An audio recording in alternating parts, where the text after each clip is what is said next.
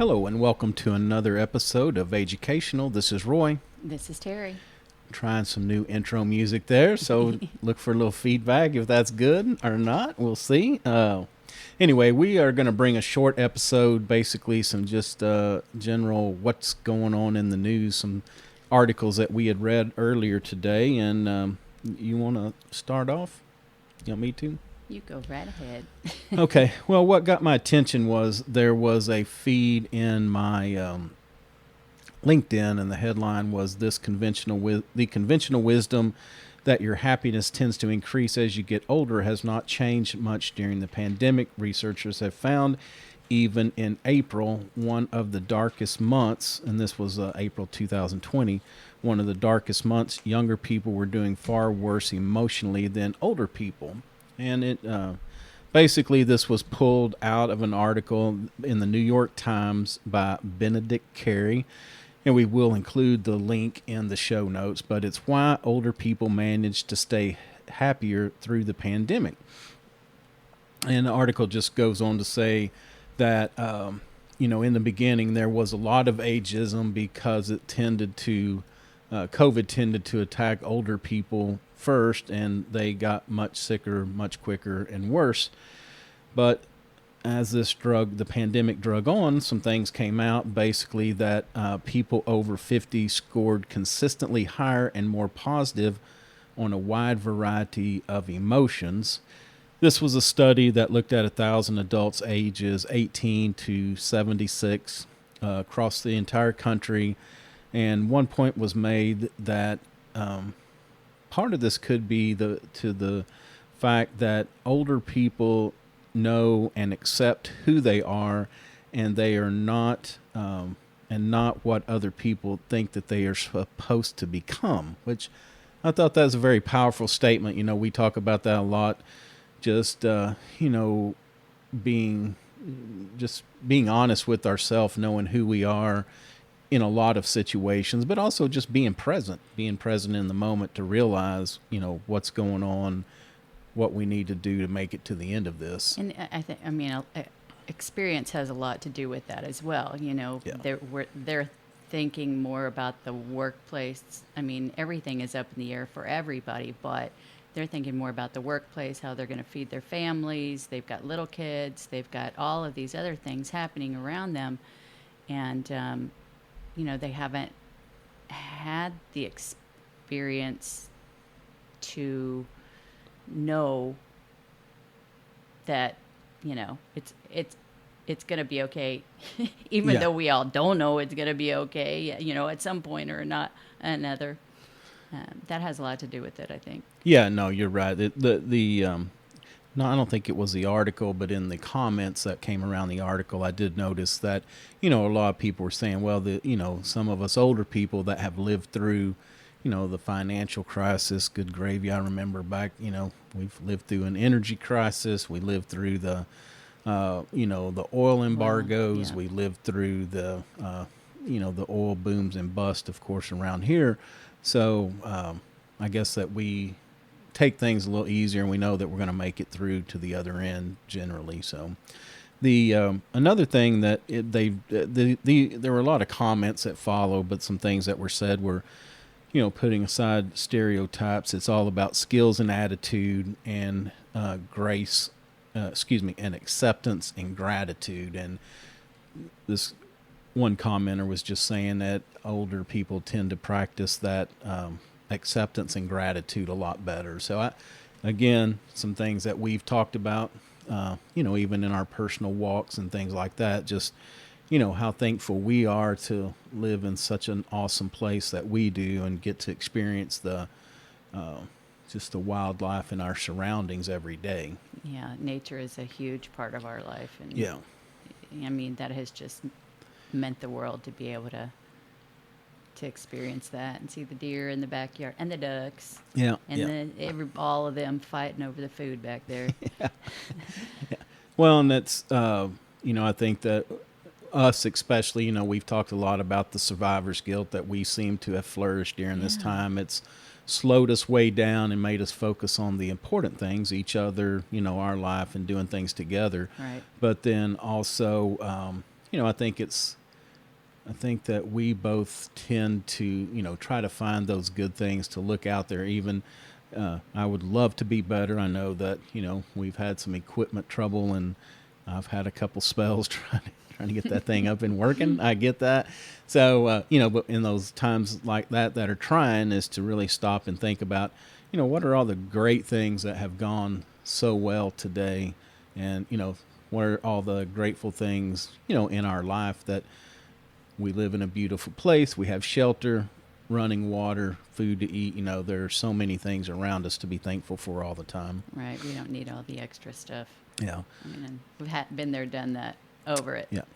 And we have to also, I want to quantify that with saying that we've been fortunate. We haven't been touched by the virus. We haven't been sick that we know of. Nobody that we surround ourselves has been sick to the point of hospitalization. And I think maybe I had a good friend from high school that we don't see each other a lot anymore, but I did see that he had a bad time and was in the hospital. And I think that you actually had somebody that passed that you went to high school with. So, but not that close, not our close circle of friends or family that we have right now. So we have to always just say that since we weren't touched by it, it's easy to recognize all these positives. If we had been touched by it, it may be a different story. Oh, for sure. So anyway, a couple more things. Another commenter wrote that she works with companies that are in transition, and she said that older workers always tend to cope better than the younger ones in that situation as well. This was another good point. It said that older people tend to work better at home, and so people being sent home, that's another reason why there's been a better outcome. But again, what I will say to that is that maybe it's the distraction. I don't know.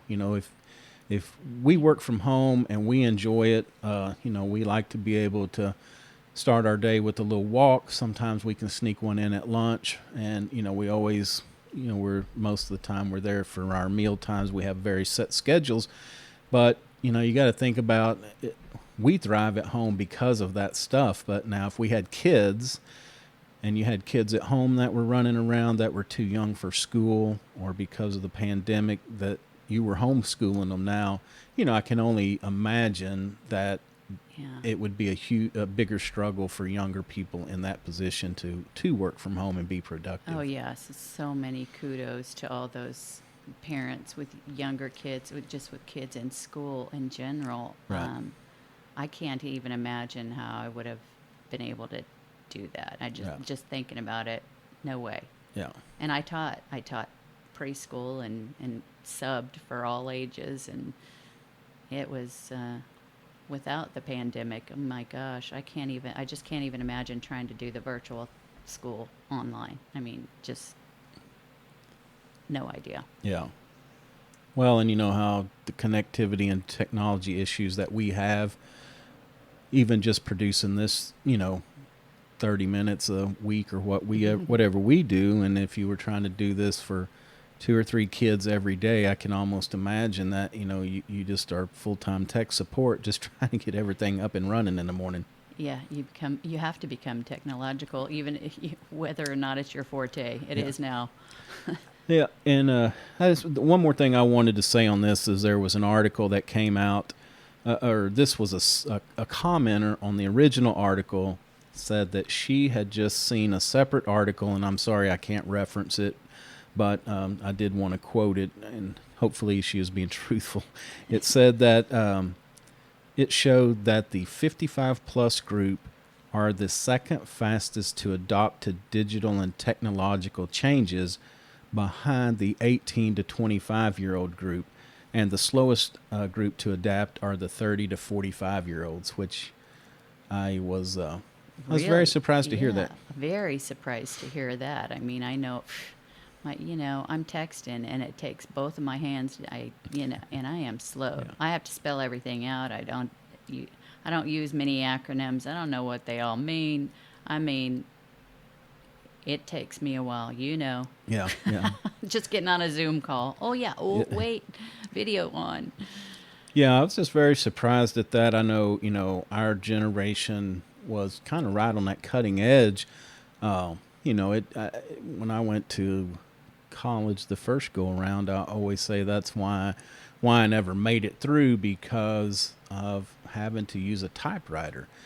When you have to use a typewriter and you mess up and you have to start all over if you're 10 pages into something, it's terrible. And, I always give, I'm not sure who Bill Gates or Steve Jobs, but I give them credit for me being able to go back to school and finish my degree because of the word processor. I mean, I can blow words out, get them on a page, and then go back and rearrange them. You're doing spell check. All of those tools were invaluable to me. And so I think, our generation was right on that dividing line. The digital dividing line is like, if you were interested in it and wanted to pick up on it, we dove in and picked up on it.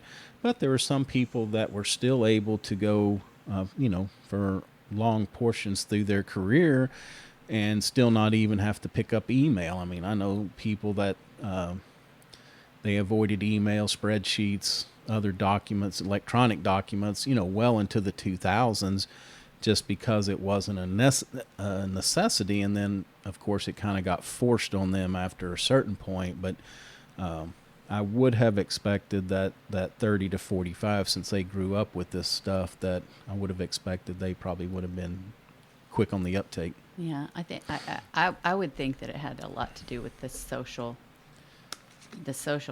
socialization in the workplace.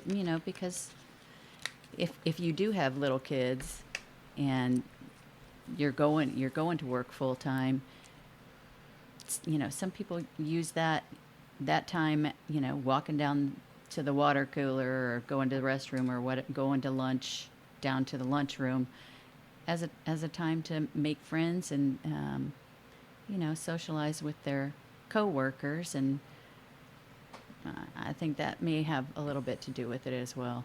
Okay.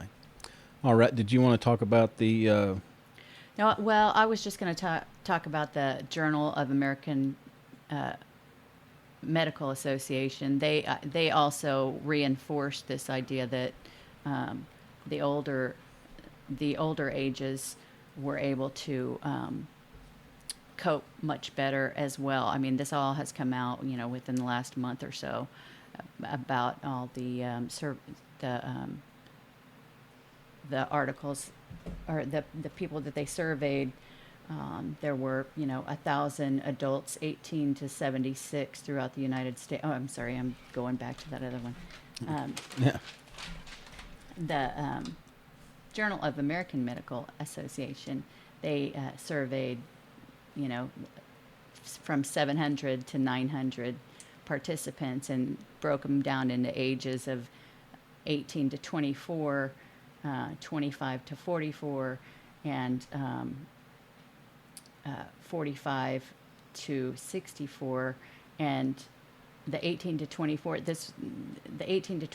they had a 49, they said that 49% of them reported anxiety issues, 52% depressive disorders, and 46% trauma or stress-related disorders, whereas on the opposite end of the spectrum, the 65 plus, 6% anxiety, 6% depressive disorder, and 9% TSR disorder.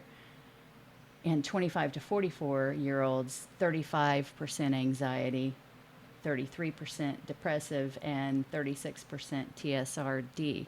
So they were reinforcing, it's the social aspect as well as the technological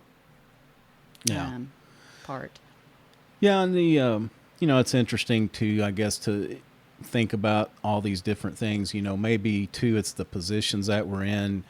That, well, first off, we don't have a family to worry about. It's just, the two of us. So And the dogs. Yeah, and the dogs. So we'll manage to survive if we have to go back to the creek and fish for dinner, we'll be all right. But but a lot of these guys, especially if they're in food service, hospitality, those industries that were hit hard, and then now they've got a family. It's not just them anymore. Maybe spouse, kids. So I think they have a lot more on their plates maybe to worry about. I don't know. I think it's very interesting because as we age, the one thing that becomes harder for us to tolerate is change. And so it's just odd that a couple of these studies have come out just saying that, some of the older are handling the change and the disruption much better. So we just thought it was worth doing a little mini episode just to get this out there and let everybody know. We'd love to hear our listeners' comments. If you you can leave us your age and how you have felt. Has this been disruptive, upsetting? Do you feel like you've been calm and thriving through all of this? Kind of, what is the state of your emotion right now? Yeah, that's great. Yeah. All right. Well, unless you have anything else, we'll close this out. I'm going to try to send us off with some music. All right. All right. So, again, you can find us at AGEUcational.com. We are on all the major social media platforms as well as the podcast platforms, iTunes, Stitcher, Google, Spotify. If we're not on one that you listen to, please reach out. We'd love to add it on. And also, we will put a video of this up when the episode goes live. So until next time, take care of yourself and take care of your family. Thanks for listening.